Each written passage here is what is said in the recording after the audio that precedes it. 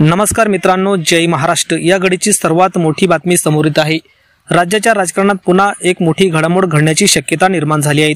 उद्धव ठाकरे आणि भारतीय जनता पक्ष पुन्हा एकत्र येणार, या दोघांची पुन्हा युती होणार असे संकेत मिळाले आहे। तर मित्रांनो, काय सविस्तर बातमी जाणून घेऊया। त्या अगोदर चॅनलवर नवीन असाल तर चॅनलला सबस्क्राइब करून बेल आयकॉन नक्की प्रेस करा। राजकारणात कधी काय होईल सांगता येत नाही। मागील 5 वर्षात राज्याच्या राजकारणात तर अनेक अविश्वसनीय घडामोडी पाहायला मिळाल्या आहेत। एकीकडे भाजप आणि उद्धव ठाकरे एकत्र येण्याच्या चर्चांना मधल्या काळात उधाण आले होते।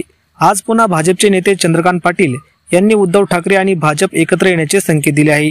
आपली पुन्हा युती झाली तर तो आनंदाचा क्षण असेल, असे चंद्रकांत पाटील यांनी उद्धव ठाकरेंनी म्हटल्याची सूत्रांनी माहिती दिली आहे।